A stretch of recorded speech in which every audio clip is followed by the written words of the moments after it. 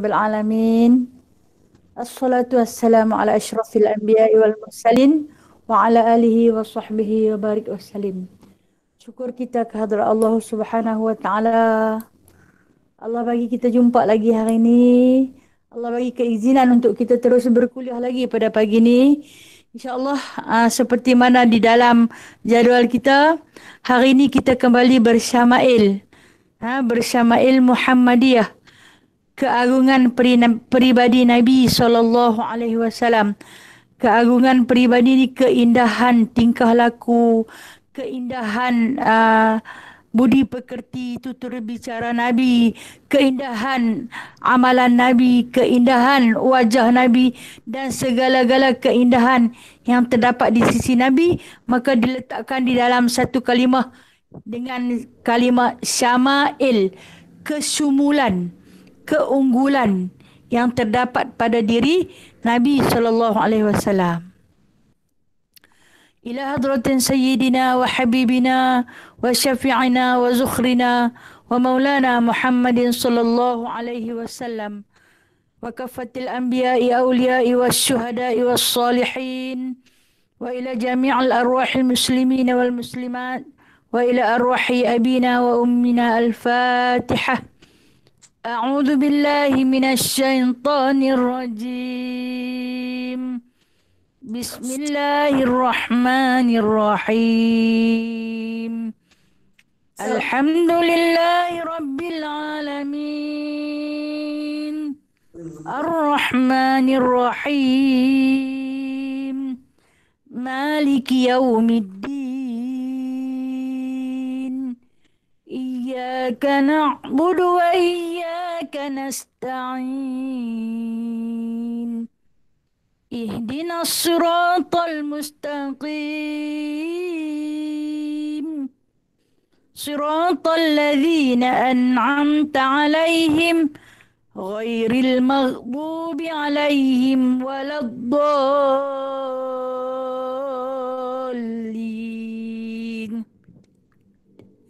آمين. اللهم صل صلاة كاملة وسلم سلاما تاما على سيدنا محمد الذي تنحل به العقد وتنفرج به الكرب وتقضى به الحوائج وتنال به الرغائب وحسن الخواتيم ويستسقى الغمام بوجه الكريم وعلى آله وصحبه في كل لمحة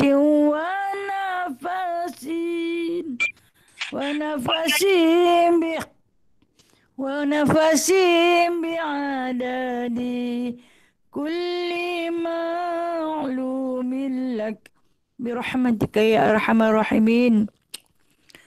بسم الله الرحمن الرحيم. رب اشرح لي صدري ويسر لي أمري واحلل عقدة من لساني يفقهوا قولي. اللهم صل على سيدنا محمد وعلى آل سيدنا محمد. ربي يسر ولا تعسر، ربي تمم بخير يا كريم. سبحانك لا علم لنا إلا ما علمتنا إنك أنت العليم الحكيم إنك أنت السميع العليم إنك أنت التواب الرحيم. Amma ba'du, faya ibadallah. Wahai sekalian sahabat-sahabat, kekanda-kekanda, ukhwah muslimah semua yang dikasihi Allah, yang dirahmati Allah Subhanahu wa taala, yang dirindui Nabi sallallahu alaihi wasallam. Bersama-samalah kita sembah puji dan syukur kepada Allah taala atas keizinan Allah. Hari ini kita kembali lagi berkuliah itu pada hari Khamis. Kalau nak ikut jadual, hari ini hari terakhir untuk minggu yang terakhir di dalam bulan 2. Alhamdulillah atas kesempatan yang Allah Ta'ala bagi Dan begitu juga tak terhingga kita ucapkan terima kasih kepada yang berusaha untuk menjayakan program kuliah kita. Di antaranya Ustaz Nasir dan juga Ji dan juga pembantu-pembantu mereka. Hanya Allah lah yang mengimbalkan pahala buat mereka. Baik, Alhamdulillah. Hari ini kita akan membaca bab yang ke-40. Itu bab mengenai ibadah Rasulullah sallallahu alaihi wasallam. Kalau kitab saya muka surat 86 nah. Kitab saya muka surat 86. Siapa yang guna kitab tebal itu muka surat 470. Dan hadis dalam kitab saya hadis yang ke-261. Kalau hadis di dalam kitab Syama'il versi baru 245.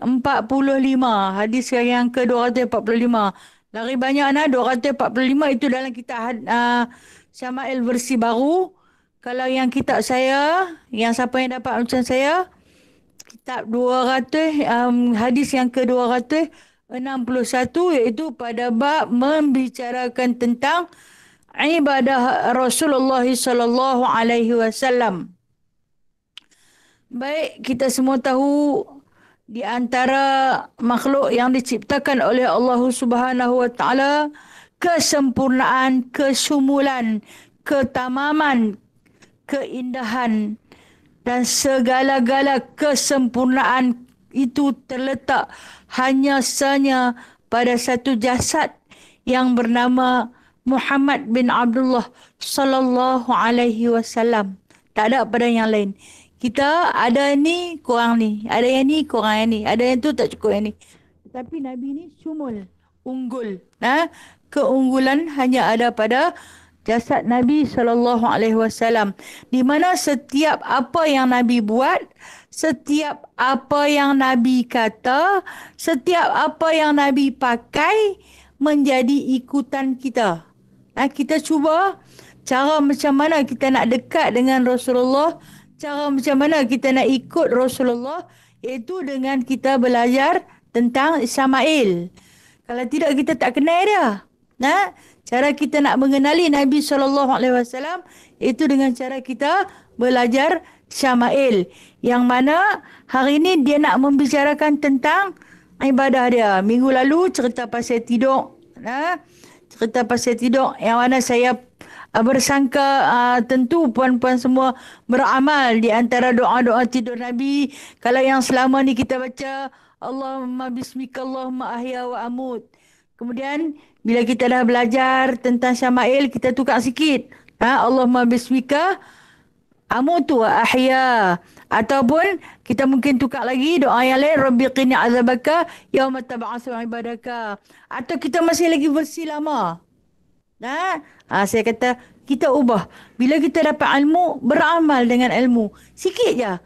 Kita ambil sehari sikit. Sehari sikit. InsyaAllah. Lama-lama itu membuktikan kita ada ilmu dan beramal. Pasal apa ada ilmu nak beramal ni? Sebab nak duduk dekat dengan Nabi. Kita katakan kita nak duduk dekat-dekat dengan dia. Macam seorang sahabat Rasulullah sallallahu alaihi wasallam, dia kata apa guna ke syurga seandainya tak boleh duduk dalam satu syurga dengan Nabi.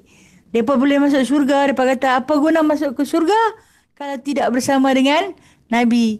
Kita ni janji boleh masuk syurga. Janji boleh masuk syurga saja. Tang manalah kami nak pergi duduk, ya Allah. Tak tahulah. Okey, baik. Kita tengok hari ini.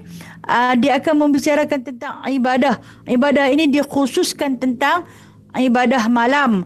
Ataupun kita kenali dengan nama solat tahajud. Solat tahajud. Apa maksud tahajud? Kita kena tahu dulu. Apa yang dimaksudkan dengan tahajud? Tahajud ni solat yang dilakukan selepas kita tidur seketika. Itu nama dia tahajud. Jadi apa juga solat yang kita lakukan sepanjang malam yang selepas kita terbangun dari tidur, itu dipanggil tahajud. Itu dinamakan fatahajjud, kata Allah. Bertahajudlah kamu. Itu di antara sepertiga malam atau setengah malam atau suku malam, ikut kemampuan kamu, seperti mana yang Allah Ta'ala firmankan, wa minal laili fatahajjud. Fatahajjud bihi nafilatan asa an yab'atha rabbuka. Afala, kata Allah Subhanahu wa taala, maqaman mahmuda. Firman Allah Taala, dan di pertengahan malam atau di sepertiga malam atau di tengah-tengah malam itu tahajudlah kamu. Tahajud ni kena tidur dahulu. Lepas tu baru kita bangkit dan kita bersolat. Sama ada kita solat tu solat taubat, itu termasuk dalam tahajud. Kalau kita solat tasbih, itu tahajud. Sebab apa? Kita bersolat selepas kita tidur. Cuma ada satu khusus yang kita buat awal-awal. Usalli sunnat tahajud. Bagi kat tuan rumah. Lepas tu setiap solat yang kita buat di dalam waktu tengah malam selepas kita bangun tidur, itu dinamakan tahajud. Sebab itulah adalah beberapa khilaf ulama. InsyaAllah kita akan bicarakan nanti. Baik, kita baca dulu hadis yang ke-261. Haddatsana Qutaibah bin Sa'id wa Bashir bin Mu'adz qala, berkata kedua-duanya ni, Qutaibah pun kata, Bashir pun kata, haddatsana Abu Awanah an Ziyad bin Ilafah an Mughirah bin Syu'bah qala sallallahu alaihi wasallam hatta intafaqat qadamahu faqila lahu atatakallafu hadha wa qad ghafara Allahu laka ma taqaddama min dhanbika wa ma ta'akhkhar qala afala akunu 'abdan syakura. Hadis ini diambil daripada Sayyidina Mughirah bin Syu'bah radhiyallahu anhu, menyatakan Rasulullah sallallahu alaihi wasallam menunaikan solat sehingga kaki baginda bengkak. Baginda ditanya, "Mengapa engkau memberati dirimu padahal Allah Subhanahu wa taala telah mengampuni dosamu yang telah lalu dan yang akan datang?" Baginda menjawab, "Tidakkah aku ini menjadi hamba yang bersyukur?" Tengoklah, selalu hadis ini dimasyhurkan tentang perilaku Nabi SAW pada waktu tahajud. Bertahajud sehingga bengkak kaki. Kenapa bengkak kaki Nabi SAW? Bengkak kerana berdiri yang terlalu lama. Pasal apa dia berdiri lama? Dia berqiyam. Di dalam selepas dia baca Fatihahnya, maka dibaca surah yang panjang-panjang Nabi baca. Sebab kita ni, kalau kata kita nak bawa surah panjang-panjang, bawa waktu tahajud. Katalah kita seorang hafiz Quran, contohnya kita mungkin menghafaz surah Waqiah contohnya. Okey, dalam waktu tahajud tu bawalah surah Waqiah, atau mungkin kita hafaz surah Ar-Rahman, bawa surah Ar-Rahman, atau kita penghafaz surah Baqarah, bawa surah Baqarah. Tapi dalam keadaan kita bersembahyang sendirian, tidak berimam. Begitulah yang dilakukan oleh baginda sallallahu alaihi wasallam sehingga bengkak kaki. Lalu keadaan baginda itu menyebabkan sahabat yang duduk dengan Nabi, iaitu Mughirah bin Syu'bah, tertanya-tanya, "Kenapakah kamu, wahai Rasulullah, bersusah payah bersolat sehingga bengkak kaki kamu? Sedangkan sesungguhnya Allah Subhanahu wa taala itu qad ghafarallahu an ma taqaddama min dzambika wa ma ta'akhkhar." Kata Mughirah bin Syu'bah, sedangkan kamu ini ya Rasulullah telah pun diampun. Tak buat apa lagi, telah pun diampun. Ma taqaddama wa ma ta'akhkhar min dzambik. Segala dosa-dosa kamu yang akan datang ataupun yang telah dahulu semuanya diampun. Jadi pasal apa susah-susah payah sampai nak bagi bengkak kaki? Kita letakkan perumpamaan diri kita. Seandainya kita ni dah dapat garanti lah. Garanti ke syurga. Dosa pun tak ada. Tentu kita tak sembahyang lah. Dulu susah-susah nak sembahyang pasal apa? Dulu susah payah nak mengaji pasal apa? Sebab dan memang dah confirm masuk syurga. Duduk saja, perintah saja orang, arah saja orang. Macam Rasulullah. Dia dapat satu wahyu, dia dapat satu perintah. Dia buat dulu, dia buat lebih daripada orang yang dia suruh buat. Dia suruh kita bertahajud. Dia kata, ambillah sepertiga malam. Dia tak suruh kita ambil tengah malam. Dia suruh kita ambil sepertiga malam. Tak mau sepertiga malam. Ambil dekat-dekat penghujung. Janji sebelum masuk subuh. Subuh sekarang ni, katalah pukul 6:25, 26. Kita kalau kata pukul 6, kita boleh sembang tahajud lagi lah. Masih ada kesempatan. Bangkit pukul 6 buat solat tahajud. Kita ni nak cari minit-minit akhir. Tu hak yang dosa tak diampun. Walhal baginda SAW, satu makhluk yang dah dapat garanti dah. Daripada Allah. Yang mana tempat kamu adalah di syurga. Dan kamu ini memang tak ada dosa. Tak ada langsung dosa. Jadi pasal apa nak susah payah sembahyang sampai bengkak kaki? Dah tak ada dosa. Duduk dengan bos besar. Kekasih bos besar.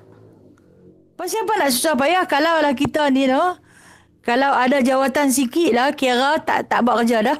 Dikira arah orang lah. Okey, bos hantar arahan. Abang, hang jadi pengurus besar. Abang dekat orang buat macam ni, macam ni. Hang tak payah buat, hang suruh depa saja buat. Berbeza dengan sifat Nabi SAW. Ketika mana menerima wahyu, dapat satu syariat, dapat satu keperduan, baginda buat dulu. Buat dulu. Bagi teruk, bagi lebih. Lepas tu, baru sampaikan. Sampaikan secara perlahan-lahan. Elok-elok. Pujuk-pujuk. Sebab manusia ni kena pujuk. Kalau hang derah-derah, dia lari tinggal terus. Kalau hang paksa-paksa, dia tak buat terus. Padahal dia pengurus besar tu. Kepada bos nombor 1. Kita istilah dalam bahasa yang mudah kita faham. Bos nombor 1 kita Allah Ta'ala. Allah Ta'ala. Pengurus besar Nabi SAW. Tapi, dia buat teruk daripada kita. Kita pernah semayang sampai bengkak kaki. Kenapa bengkak kaki Nabi SAW?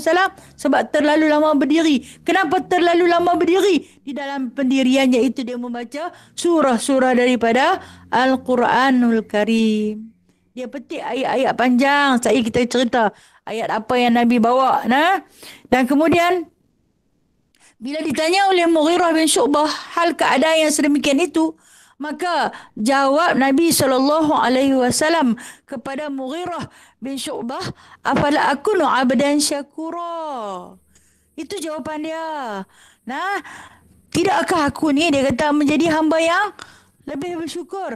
Aku bersyukur sangat-sangat dengan sebab Allah Ta'ala mengampuni dosa aku. Tanda kesyukuran aku iaitu mengabdikan diri pada Allah. Lipat gandakan keabdian pada Allah.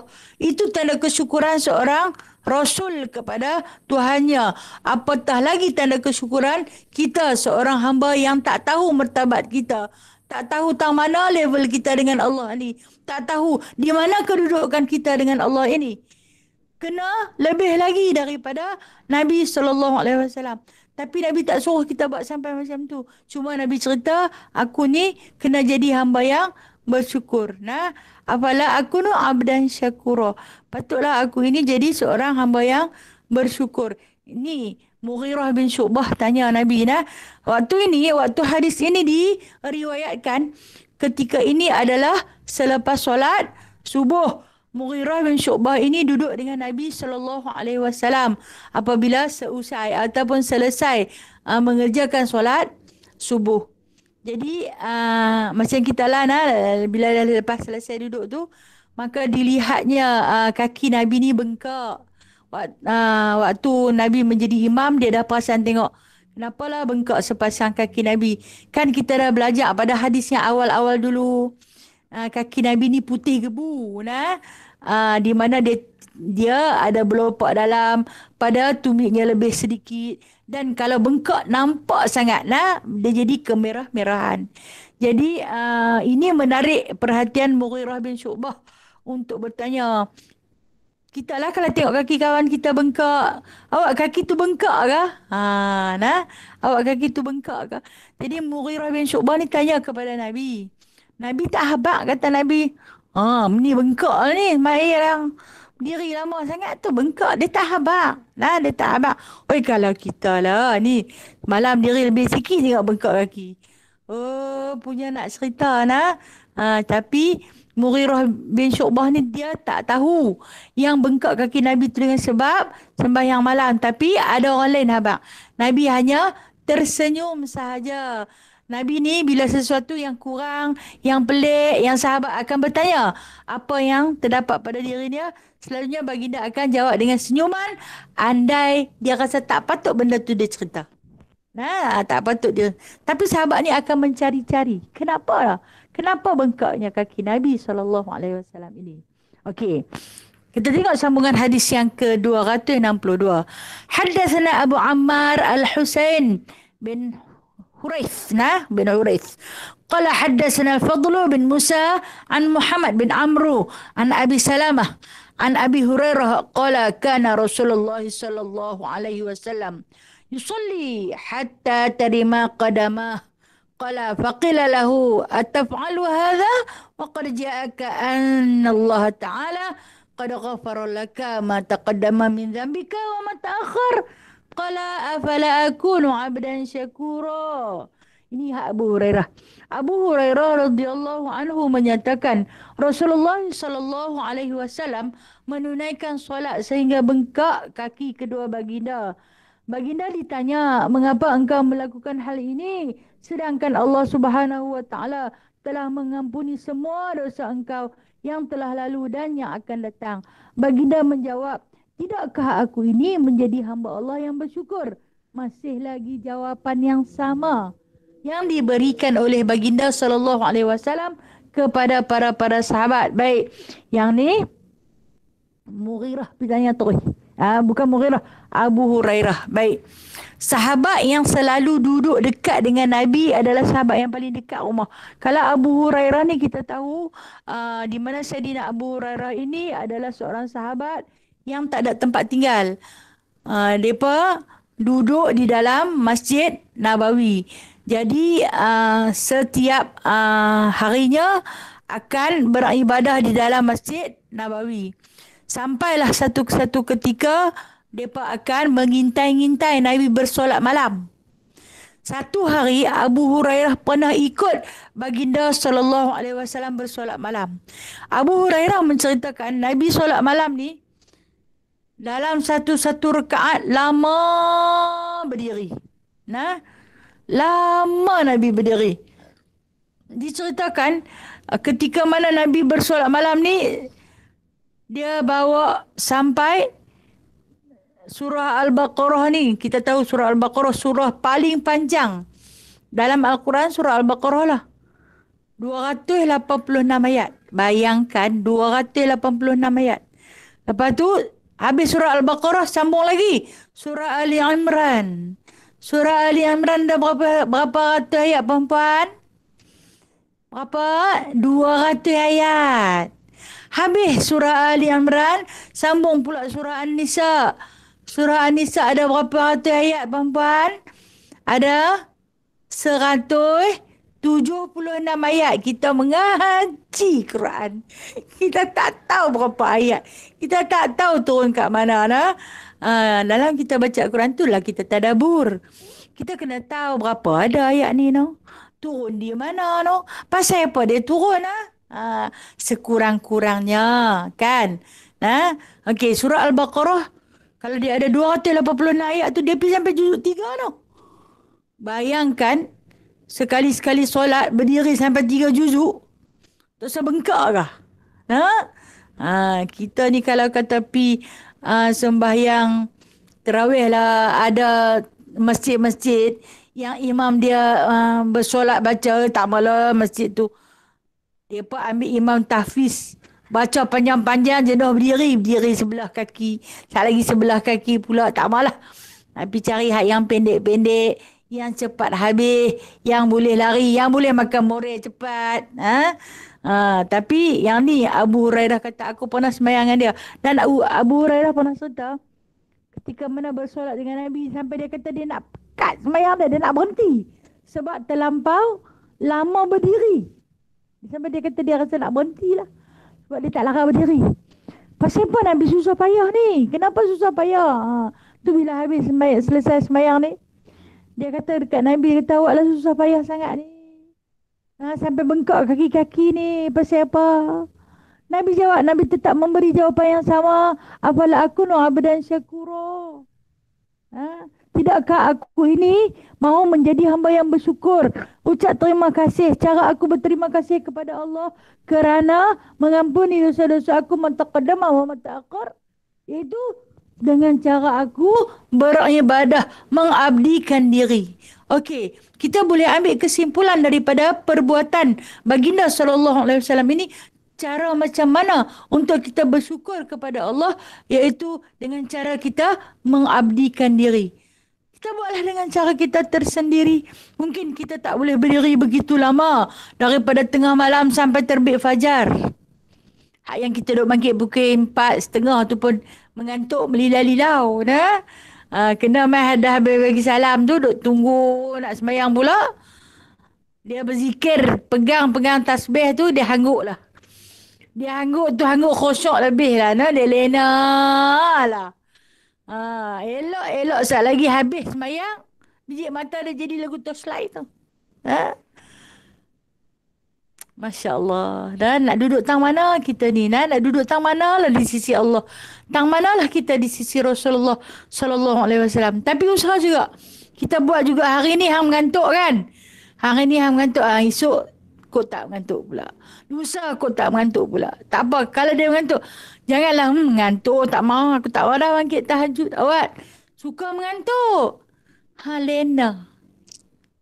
Okey, kita kadang-kadang Allah Ta'ala hadir satu malam yang kita tak boleh tidur.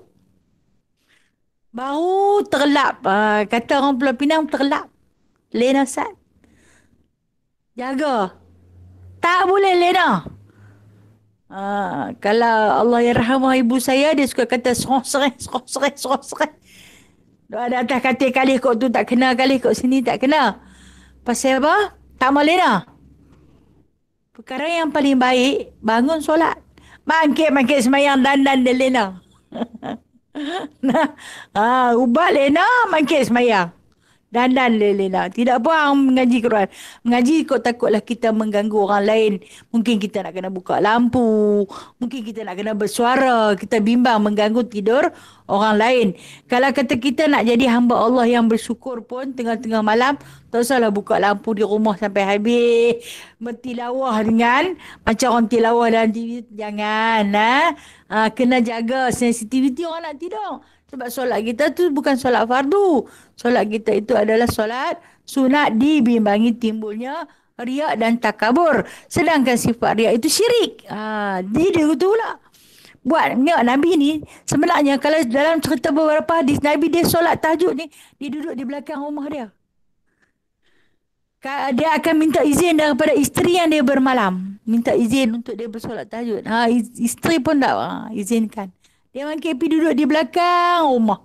Tak kacau pun. Yang ni dah lah duduk sembahyang dalam tu. Hang buka lampu terang-terang. Kawan tu nak lena pun tak boleh. Dia kata, orang tu solat sembahyang tahajud dah. Kacau je orang nak tidur. Jangan sampai orang kata kita tu. Okey. Ini tandanya kata Nabi, aku ni nak bersyukur. Tanda kita mengucapkan syukur kepada Allah bukan sekadar dengan lafaz, tetapi dengan perbuatan. Perbuatan kita itu melambangkan kita seorang hamba yang bersyukur. Pasal apa susah payah nak kena puasa? Macam hari ni. Ada sahabat-sahabat yang dikasihi hantar kepada kita dalam WhatsApp group, WhatsApp personal. Hari ini adalah hari-hari putih. Barang siapa yang berpuasa hari ini dapat 3 dalam 1. Dapat apa? Dapat puasa hari putih, dapat puasa sunat Khamis, dapat puasa sunat Rejab. Di antara yang diletakkan fadilat dia ada 3. Jadi kita ni terpulanglah pada kita nak puasa-puasa, tak mau puasa sudahlah. Jumpa kawan, hang puasa ni? Tak, aku tak puasa. Hang tak puasa, rugi yang tak puasa. Hari ni dapat 3 dalam 1. Aku mula nak puasa, tu mangkit-mangkit pagi tadi, aku dah tergoda dengan bau nasi lemak. Tu aku makan. Rugi yang kata kat dia macam tu. Nah, hanya kata kat dia macam tu. Kita buat dengan sebab kita nak jadi hamba yang bersyukur. Kita mungkin tak boleh nak bersolat sampai bengkak kaki. Mungkin kita boleh berlapar kerana Allah. Sebab nak tackle kasih sayang Allah. Nak curi rahmat Allah. Nak tarik perhatian Allah kepada kita.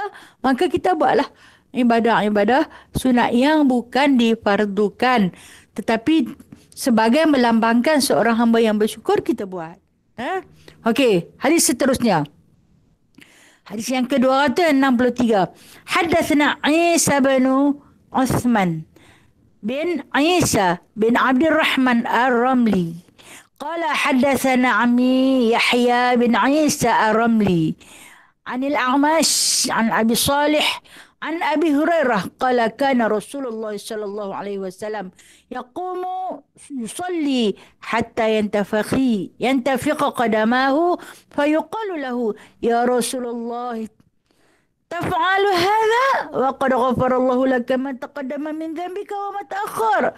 قال أفلا أكون عبدا شكورا. Masih lagi perkataan yang sama. Hadis daripada Abi Hurairah juga, persoalan yang sama. 3 dah hadis dibawa datang kepada kita.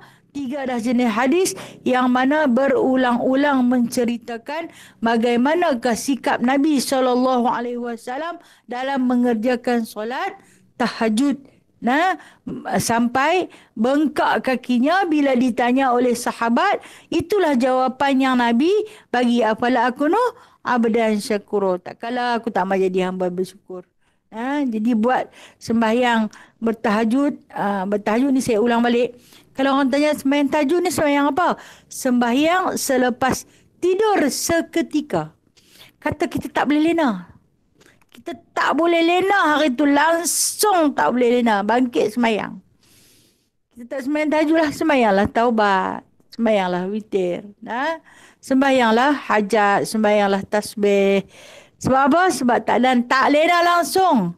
Tambah kalau kita duk pergi buat majlis qiyamul lail. Jumpa pula dengan geng sembang. Dia sembang sampai pukul 4 duk menyembang situ. Tidaklah.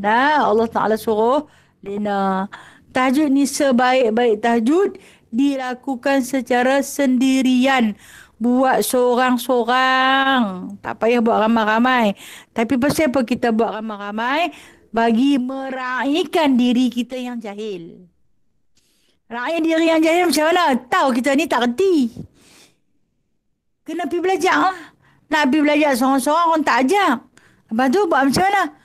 Pergilah belajar ramai-ramai. Maka berlakulah majlis-majlis qiyamul lail di masjid-masjid atau di surau-surau atau di mana-mana dewan. Sebab itu sebagai penunjuk cara. Jangan malam esok ada lagi tak? Tak ada dah lah. Dia bukan sembahyang jemaah.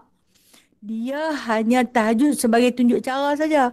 Lepas tu kita pilih buat sendiri. Habis tu ustaz-ustaz yang duk main baca doa mendayu-dayu menangis-nangis tu depa berlakon. Tidak. Dia tunjuk cara. Cara kita nak berdoa, cara kita nak berzikir munajat. Lepas tu esok ni kita dah reti, buatlah seorang-seorang. Kalau dah reti buat seorang-seorang. Yang ni sampai bergaduh dengan suami. Abang gerak suami abang-abang ni kami nak pergi sembahyang. Nak pergi buat qiyamul lail ni di masjid. Bulan puasa. Macam bulan puasa baru ni ada satu kes dah. Kami nak pergi sembahyang. Ni abang. Dia orang pergi hantar. Dia nak pergi seorang. Dia takut. Tu dia suruh cik abang dia hantar. Cik abang dia kata tak payah pergi lah. Sembahyang di rumah. Sudahlah tak mau nak pergi. Lah ni sembahyang di rumah. Tak mau aku tak reti. Kata si cik abang. Tak apalah. Kalau macam tu mai aku bawa abang jadi imam. Tak mau kami nak pergi ustaz tu lagi best. Hak yang tu imam dalam rumah ni tak apa nak best lah. Tak apa nak power. Dia nak pergi cari ustaz lain lah. Lepas tu kata si cik abang ni sat lagi. Sahur siapa nak masuk? Kami sahur di masjid. Pula dah. Habis tu di rumah. Tak apalah tu dah ada nasi. Pandai-pandai takkan tak kerti perangat. Ni tak elok lah. Macam ni tak elok sebenarnya. Abang tu dah bangkit pergi hantar dia. Balik hantar dia jatuh pula motor. Gelap-gelap. Entah kawan tu pun mata tak apa nak clear malam-malam. Balik main ke rumah. Tak boleh lena. Sembahyanglah tajuk si abang tu seorang-seorang di rumah. Lepas tu Bangkit, cukup masa nak bersahur, buka-buka periuk nasi basi. Ratah lauk saja. Dengan minum air. Main subuh dia pergi lah sembahyang subuh. Pergi sembahyang subuh nak balik tu, kok jalan. Tanya isteri, tadi Pak Hang tahu makan apa? Makan lauk saja. Awak tak makan nasi? Orang tinggal nasi basi. Padan dengan buka. Hak yang dia buat tahajud daripada malam sampai ke subuh tu, habis macam tu saja. Sebab dia ada kewajipan yang dia kena buat. No? Kerana dia nak pergi kejar. Nak kejar ustaz tu best. Ustaz selebriti ni. Dia duk main. Duk masuk dalam TV. Dia bawa mendayu-dayu. Kami teriak sampai basah telekong-telekong. Tu cerita. Nah? Habis macam tu saja. Kerana kita melalaikan kewajipan kita. Sebab tak dituntut untuk bertahajud dengan ramai-ramai lagu tu. Tapi saya tak kata salah. Benda tu tak salah. Nah, kita pun pernah buat. Nah, dia sebagai penunjuk cara. Tapi yang lebih afdal, hendaklah kita buat secara rahsia, pelan-pelan. Sembunyi-sembunyi di rumah. Janganlah buka lampu sampai habis. Buka sekadar keperluan kita sahaja. Kerana kita lebih rasa dekat dengan Allah. Nah, beberapa hadis yang dibawa datang. Katanya, pada waktu tahajud itu, Allah Subhanahu Wa Taala akan turun kepada langit ke dunia, yang mana malaikat-malaikat akan turun dekat dengan hamba-hamba yang bertahajud untuk memakbulkan doa di sisi Allah Subhanahu Wa Taala. Itu yang telah pun diberitakan kepada khabar gembira kepada orang yang bertahajud secara rahsia. Kalau tanya buat secara berjemaah, jemaah memang tak pernah dibuat. Tak pernah dibuat. Tapi pasal apa kita buat? Sebab kita nak belajar. Sebab kita nak belajar. Oh, macam ni cara dia. Dah tahu cara dia? So, ni tak gaduh lah dah. Janganlah sampai macam peristiwa saya cerita tadi, sampai bergaduh dengan suami. Nak pergi juga-juga. Sedangkan kita ada kewajipan yang wajib kita laksanakan di rumah. Sembayanglah di rumah. Jangan kata bengkak kaki, bengkak dahi pun tak apa. Bengkak dahi pun tak apa. Jadi janji kita tahu kita bersolat dengan ilmu. Bersolat dengan ilmu. Kita tengok lagi hadis 264. Hadatsana Muhammad bin Bashar qala hadatsana Muhammad bin Ja'far qala hadatsana Syu'bah an Abi Ishaq an al-Aswad bin Yazid qala sa'altu Aisyah an salati Rasulillah sallallahu alaihi wasallam bil lail. فقالت كان ينام أول الليل ثم يقوم فإذا كان من السحر أو ترى ثم أتى فراشه فإذا كان له حاجة ألم بأهله فإذا سمع الأذان وثبى فإن كان جنبا أفاض عليه من الماء وإلا توضأ وخرج إلى الصلاة. Al-Aswad bin Yazid radhiyallahu anhu menyatakan, aku bertanya Aisyah radhiyallahu anha mengenai solat malam Rasulullah sallallahu alaihi wasallam. Kemudian mencerita oleh Aisyah, baginda sallallahu alaihi wasallam tidur pada awal malam. Okey. Minggu lepas kita cerita dah tidur pada awal malam, iaitu seawal jam 10 malam. Okey, itu tidur pada awal malam. 10 malam, 9 malam elok bungkus lah. 9 kau awal sangat lah ni, Isya masuk lambat Ambul sampai tak ada nak makan nasi, dia pun sudah makan nasi, terus nak atas katil pun tak bagus juga Jadi seawal malam ni pukul 10 lah, cantik lah bagi kita lah ni. Tidur seawal malam, kemudian baginda bangun pada tengah malam. Tidur pukul 10, pukul 12 bangkit dah. Kita baru nak bersidang. Kita baru nak tepuk bantai. Nabi SAW dah mulakan tahajud dia ketika itu. Hebat hebat makhluk ni. Dan kemudian dia kata, kemudian baginda menunaikan, dia kata apabila dia waktu sahur telah tiba, baginda menunaikan solat witir. Maksudnya dah sahur ni dah dekat-dekat nak subuh lah.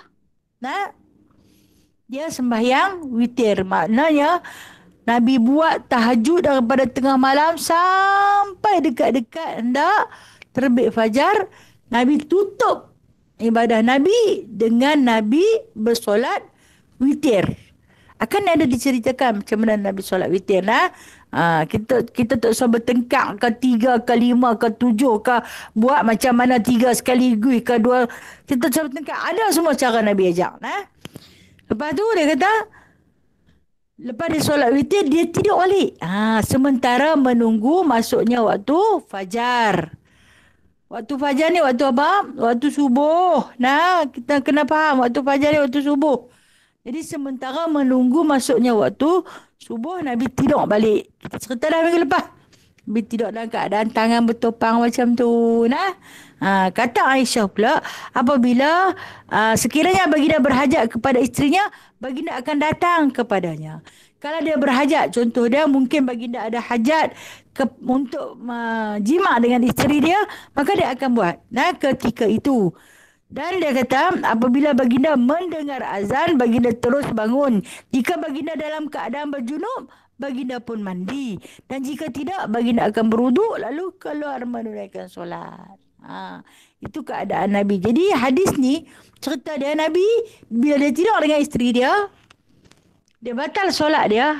Minggu lepas kita baca, Nabi tidur. Dia bangkit, dia tak ambil wuduk. Dia terus pergi semayang. Sampai cerita, Aisyah cerita. Dan hadis ni kita tengok, Aisyah juga cerita. Kalau Nabi tak menggauli isteri dia pun, dia tidur, dan dia lena. Kemudian dengar orang azan, dia bangkit, dia berwuduk, kata Aisyah. Pada hadis ni serta Nabi berwuduk. Sebab dia tidur dengan isteri dia, sama ada dia berjunuk ataupun tidak, dia menyentuh isterinya. Jadi dia bangkit, dia berwuduk.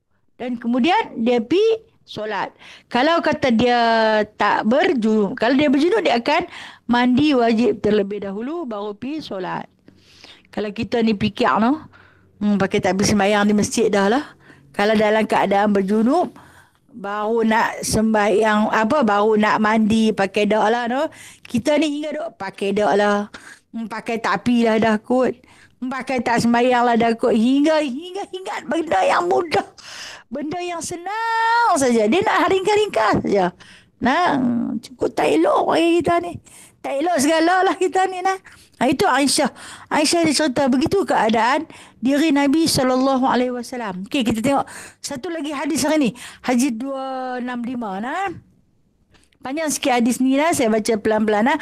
Hadatsana Qutaibah bin Sa'id an Malik bin Anas wa hadatsana Ishaq bin Musa al-Ansari qala hadatsana Ma'lun an Malik an Makhramah bin Sulaiman an Quraib an Ibnu Abbas anna akhbaruhu annahu bata 'inda Maimunah wa hiya khalatuh qala fa akhtaja'tu fi 'ardil wisadah واضطجع رسول الله صلى الله عليه وسلم في طولها فنام رسول الله صلى الله عليه وسلم حتى إذا انتصف الليل أو قبله بقليل أو بعده بقليل فاستيقظ رسول الله صلى الله عليه وسلم وجعل يمسح النوم عن وجهه ثم قرأ العشر الآيات الخواتيم من سورة آل عمران ثم قام إلى السن معلق فتوضأ منها فأحسن الوضوء ثم قام يصلي قال عبد الله بن عباس فقمت إلى جنبي فوضع رسول الله صلى الله عليه وسلم يده اليمنى على رأسي ثم أخذ بأذني اليمنى ففتلها فصلى ركعتين ثم ركعتين ثم ركعتين ثم ركعتين ثم ركعتين ثم ركعتين قال معنا 6 مرات ثم أوتر ثم اضطجع حتى جاءه المؤذن فقام فصلي ركعتين خفيفتين ثم خرج فصلي الصبح. Itu dia. Semarkataini. Kita kena tahu apa yang dia cerita ni. Kata Ibnu Abbas radhiyallahu anhu menyatakan, beliau pernah bermalam di rumah ibu saudaranya Maimunah. Siapa Maimunah ni? Isteri Rasulullah sallallahu alaihi wasallam. Beliau mengisahkan Ibnu Abbas. Kemarin saya cerita siapa Ibnu Abbas ni? Abdullah bin Abbas. Sepupu Nabi lah. Beliau mengisahkan, aku berbaring memanjang sementara Rasulullah sallallahu alaihi wasallam berbaring melintang. Dia tidur di rumah Rasulullah. Rasulullah tidak melintang, dia tidak memanjang. Baginda tidur sehingga terjaga pada tengah malam.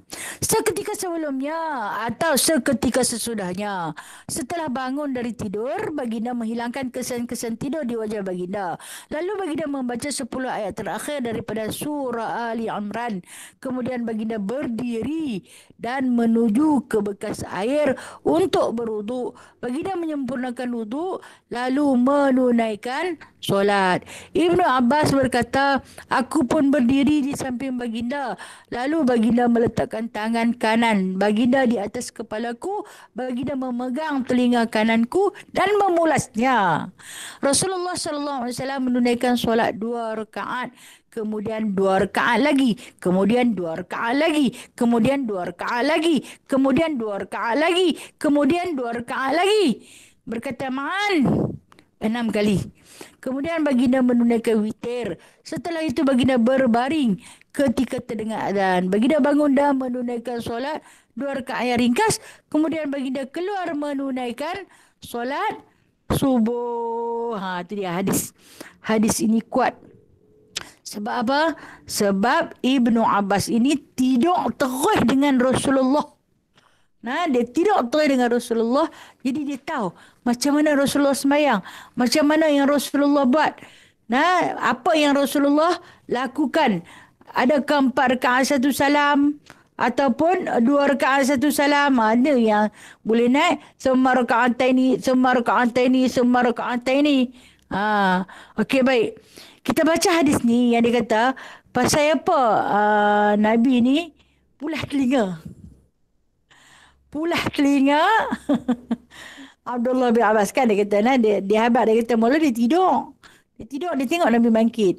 Nabi bangkit ni sebelum dan selepas. Maksud dia lebih kurang tengah malam lah. Kadang terlewat sikit, kadang terawai sikit. Dia bangkit. Bangkit dia. Lepas tu dia sapu kesan-kesan di wajah dia macam kita lah. Bangkit-bangkit rambut kita naik seragum. Saya tak kata Rasulullah rambut naik seragum. Dah lah kita. Perumpamaan seperti kita. Kita perbetul-perbetul kesan-kesan baru bangkit tidur. Perbetul-perbetul. Dia pun bangkit. Lalu dikatakan bagi dia membaca 10 ayat yang terakhir daripada surah Ali Imran. Habis dia baca 10 ayat yang terakhir daripada surah Ali Imran tu, dia pun bangkit. Bangkit untuk menyempurnakan wuduk dia. Jadi dia kata, dia bila dah habis dia selesai wuduk tu, dia pun nak pergi buat sembahyang lah. Jadi Ibnu Abbas ataupun Abdullah bin Abbas ni ikut segala tindak tanduk yang dilakukan oleh baginda Nabi SAW. Jadi dia berdirilah, dia nak duduk secara berjemaah lah, dia nak ikut apa yang Nabi buat. Baginda memegang telinga kananku dan memulasnya. Awaklah Nabi ni pergi pulas telinga dia. Okey. Tujuannya, dia ada beberapa tujuan. Benarnya pulas telinga ni ada tujuan, yang mana kata setengah ulama, apakah tujuannya supaya turun keberkatan di dalam kepada Ibnu Abbas. Rupanya kita nak pulas telinga orang tu supaya turun keberkatan. Tak, kita bukan buat kerana keberkatan. Kita buat sebab marah. Kadang pulas telinga kau tu terangkat kaki-kaki sebelah. Kadang-kadang pulas ni macam pulas boleh radio pusing nampak 360 darjah. Itu pulas dengan marah. Nabi dia tak pulas macam tu. Apa tujuan Nabi pusing telinga Abdullah bin Abbas ni? Sebab apa dia buat macam tu? Okey, tujuannya adalah untuk turunkan keberkatan dalam diri Abdullah bin Abbas melalui lubang telinganya bila Nabi pusing tu. Macam buka pintu tu. Macam buka pintu hikmah bagi masuk. Sebab tu di antara insan yang paling ramai meriwayatkan hadis adalah Abdullah bin Abbas. Cukup alim hadis. Kalau puan-puan pernah menziarahi muzium Abdullah bin Abbas di Taif, ada satu kutubkhanah dia. Kutubkhanah ni perpustakaan. Tapi masjid itu kan perpustakaan. Arak ni pun dia ikut angin dia lah. Kadang dia bagi masuk, kita boleh masuk. Kadang dia tak bagi masuk, memang tak boleh masuk. Kita masuk, kita tengok ada buku banyak dalam tu. Beribu-ribu buku. Dan buku itu adalah ilmu yang terdapat di dalam diri Abdullah bin Abbas. Dibukukan sampai jadi beribu-ribu buku. Kitab. Kesan daripada pulas telinga tu lah. Bukan kita pula, Nabi pula, kita pula jadi lagu mana, budak tu encik beradang. Nah. Tapi kalau dengan kasih sayang, huruk lah. Nah. Huruk dia ni nak bagi cerdik ni. Ni nak bagi cerdik sebab tu kita pusing telinga dia. Jangan pusing bagi sakit. Nah.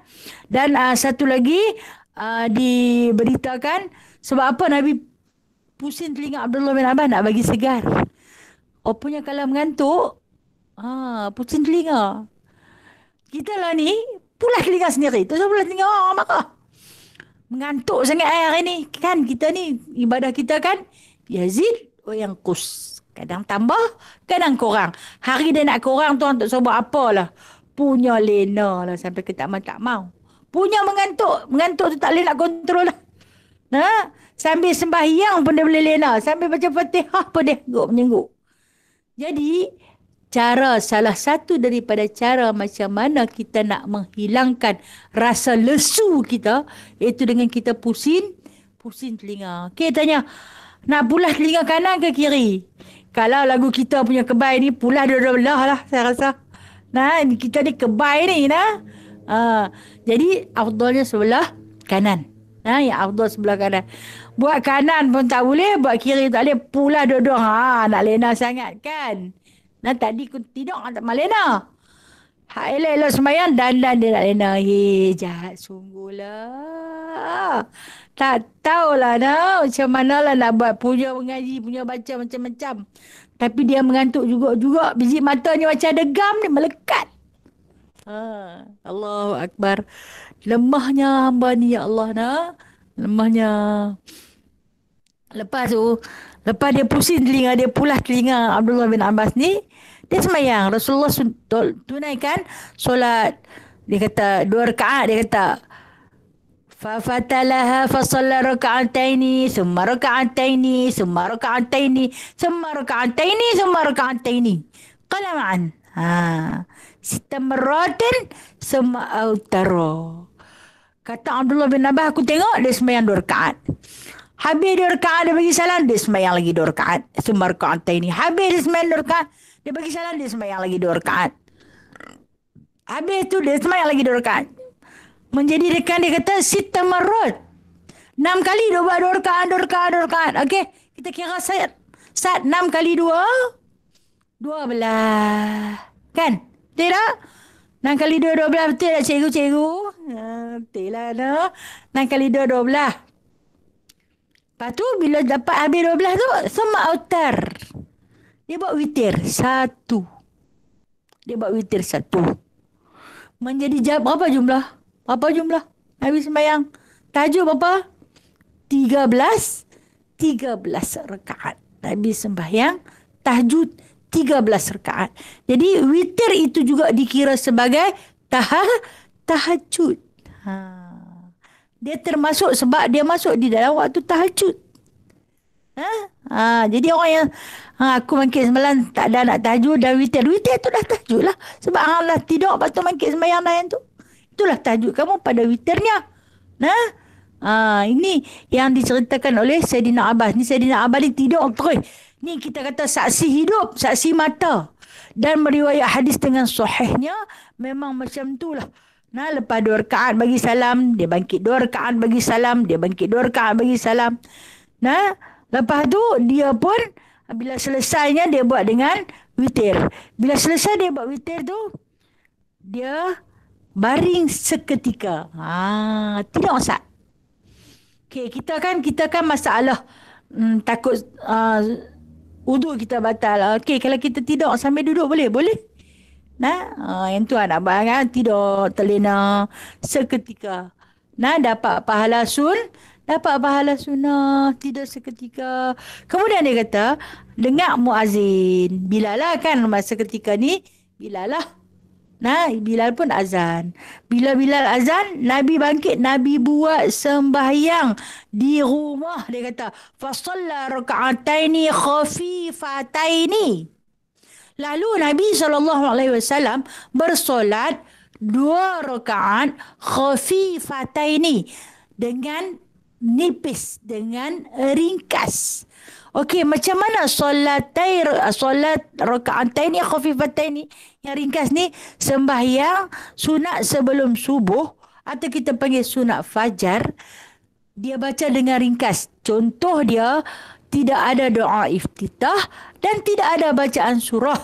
Hanya baca Fatihah dan bahagian-bahagian yang wajib sahaja. Itu maksud khafifataini. Faham dah? Ni bukan saya cerita. Bukan saya mereka cerita. Tapi kita petik daripada kenyataan Abdullah bin Abbas yang memang tidur. Dia sampai boleh cerita. Dia tidur melunjuk kat sini. Nabi tidur melintang kat sini. Dia sampai boleh cerita semua. Nah, sampai Nabi pulas telinga dia pun dia cerita. Dan dia pun habaq, dia kata, azan tu Nabi bangkitlah. Lepas azan tu Nabi pun bangkitlah buat 2 rakaat. Itulah sunat fajar yang hari ini menjadi pertikaian ataupun khilaf. Ada yang kata sebelum azan subuh tu ada 2 rakaat solat sunat fajar. Apabila selepas azan itu solat sunat qabliyah. Terimalah pendapat kedua-duanya. Terimalah. Saya tak mau bertengkar lah.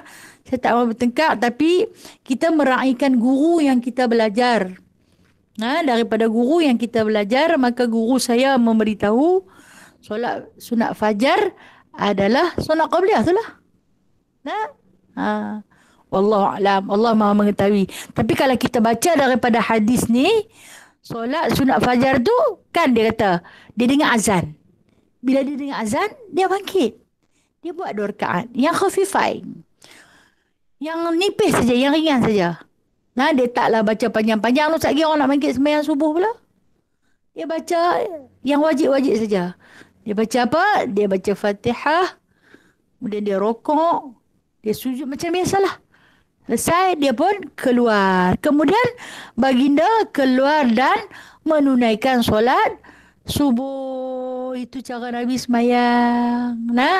Jadi secara kesimpulannya, dapatlah kita ketahui di sini, Nabi buat solat tahajud daripada tengah malam tu sampai ke dekat-dekat nak masuk subuh tu. Berapa rakaat? 13 rakaat. 13 rakaat Nabi buat. Kita kalau 13 rakaat ni berapa minit kita boleh buat? Sejam.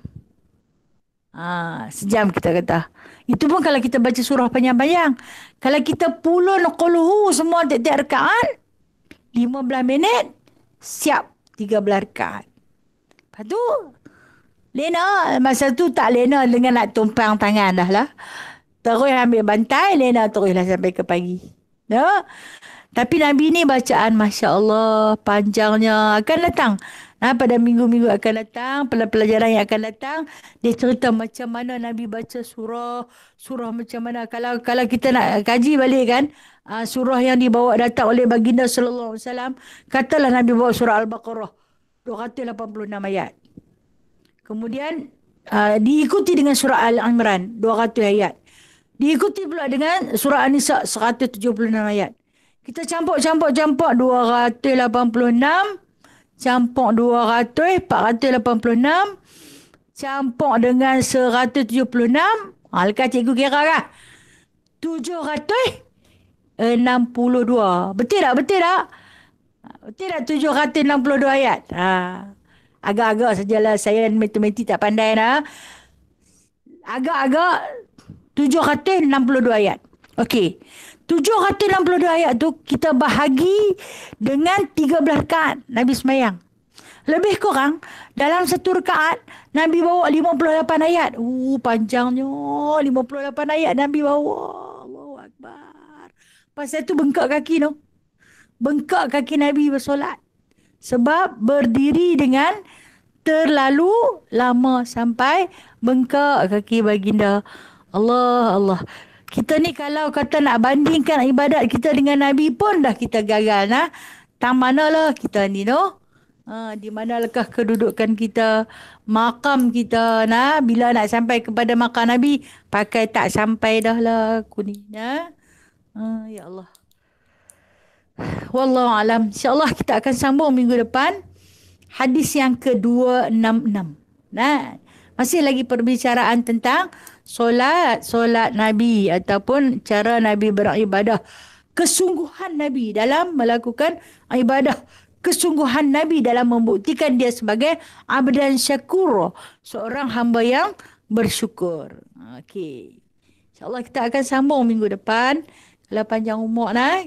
Ada soalan nak tanya?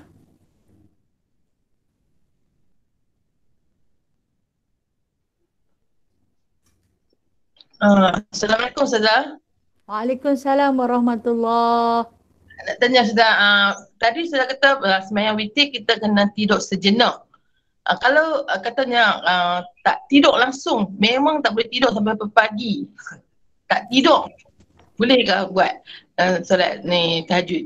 Lagi satu orang yang kerja malam, kalau mereka ada time break, waktu boleh tak mereka buat sembahyang tahajud? Tapi tak tidur lah masa kerja. Yang soalan lagi satu Ustazah, kita nak buat solat Zuhur Qobliyah 4 rakaat. Itu sembahyang Zuhur dan selepasnya Ba'diyah 4 rakaat. Tapi kita masa solat sunat tu kita nak buat 2 berdiri.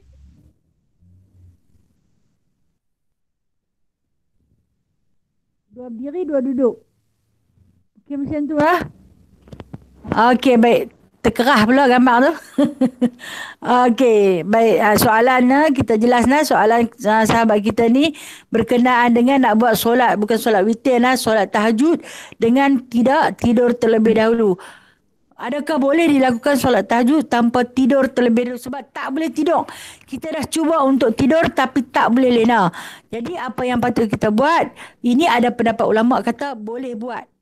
Boleh buat selepas dia pujuk suruh tidur tak malena, boleh dilakukan.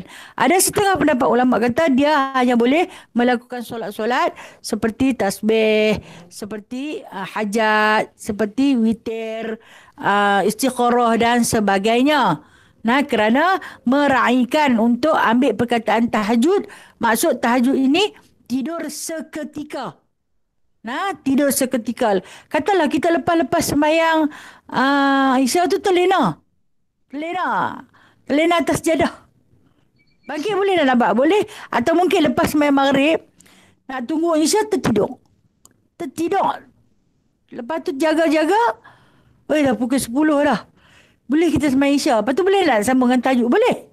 Sebab kita dah tertidur seketika. Boleh buat. Okey, soalan yang kedua itu berkenaan dengan orang kerja malam. Orang kerja malam mungkin ada break time dia. Dia memang tak tidur lah. Macam persoalan tadi lah.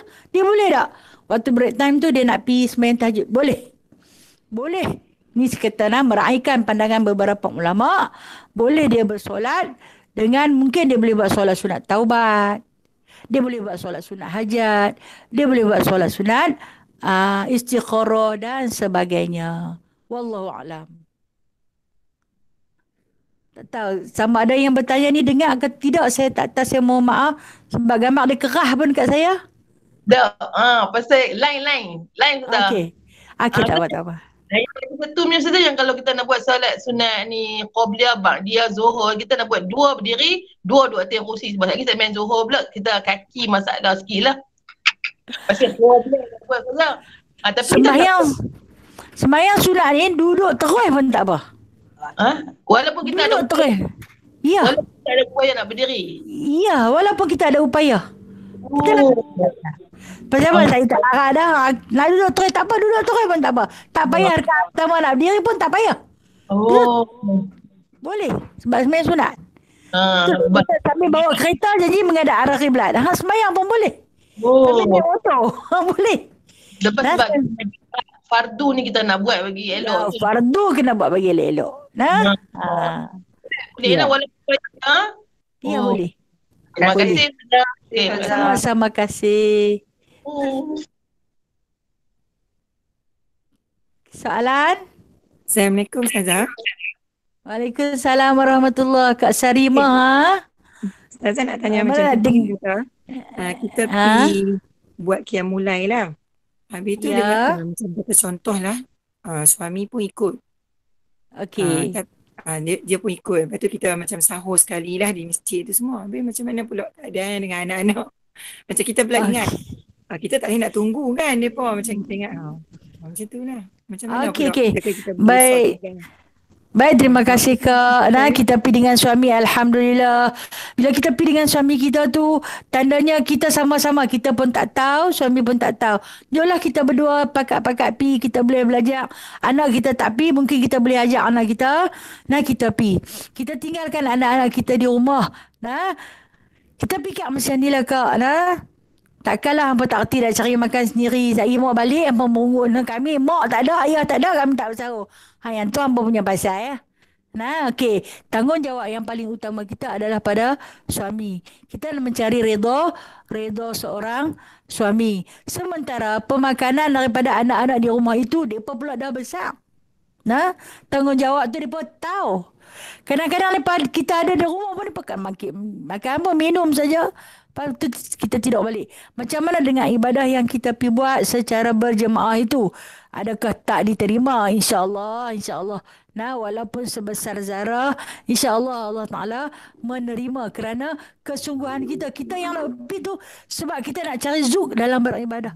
Kadang-kadang boleh sembahyang di rumah. Tapi tak rasa sedap macam berjemaah. Bila pergi berjemaah, suami pula mau ikut, kita rasa semangat. Seronok suami nak ikut ni. Kita habaq dah kat anak-anak. Mak dengan abah ni tak ada nah. Esok hampa pandai-pandai lah makan nah. Kalau kata mereka tak mangkit cari sendiri, yang tu mereka sendiri cari buat lah.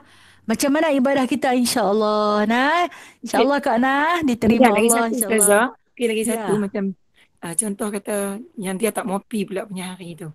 Dia sendiri, Okey. kalau dia sendiri dengan orang Redha dia.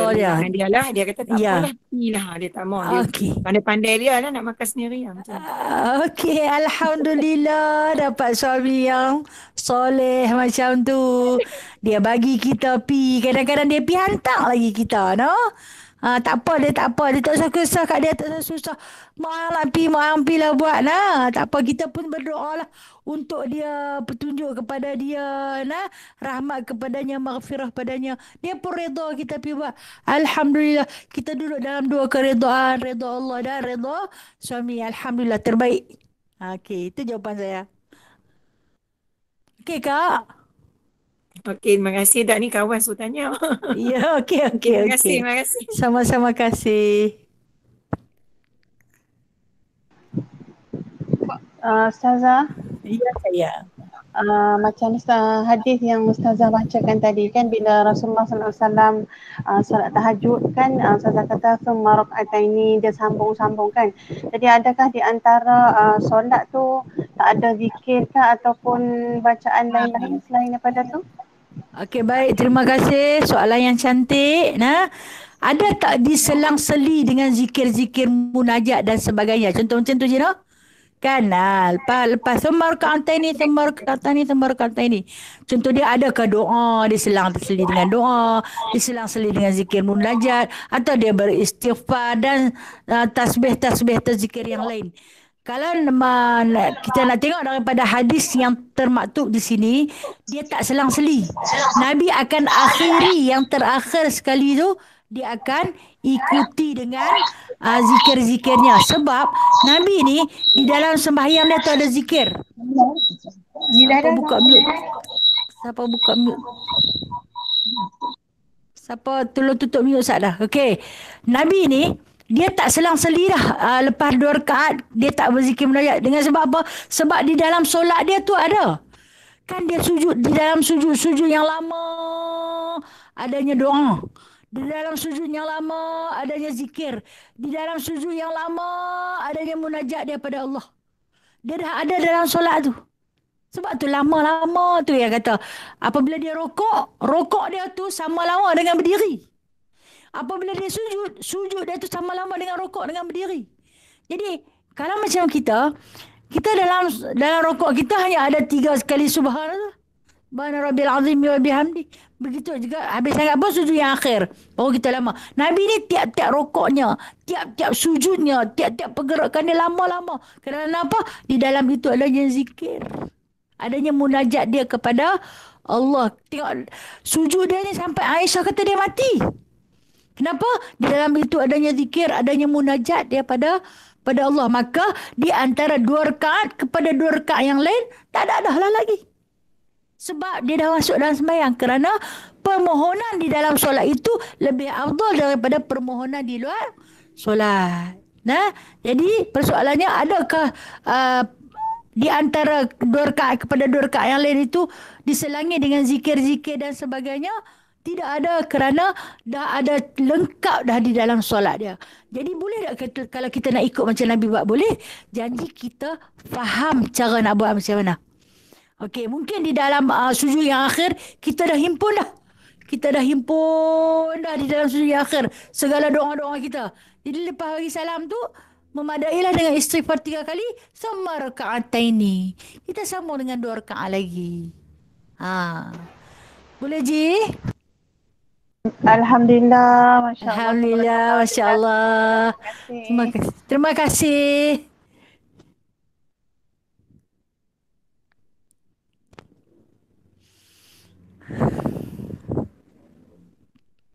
Tak ada apa Dana?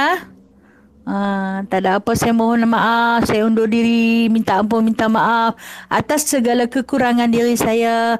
Yang baik itu Allah punya, yang tak baik, yang lemah, yang kurang, yang cacat celah itu adalah diri saya. A'udzubillahi minasyaitonirrajim. Bismillahirrahmanirrahim. Alhamdulillahirabbil alamin, hamdan katsira, hamdan yuwafi ni'amahu wa yukafi'u mazidah. Ya Rabbana lakal hamdu kama yanbaghi li jalali wajhikal karim wa 'azimi sultanik. Allahumma zidna ilman nafi'a wa fahman wasi'a wa amalan mutaqabbala wa taubatan nasuha wa tijaratan lan tabur. Ya musabbibal asbab, ya fatihal abwab, ya sami'al aswat, ya mujibad da'awat, ya qadiyal hajat, ij'alna minan najihin. Wa sallallahu ala sayyidina Muhammadin walhamdulillahi rabbil alamin.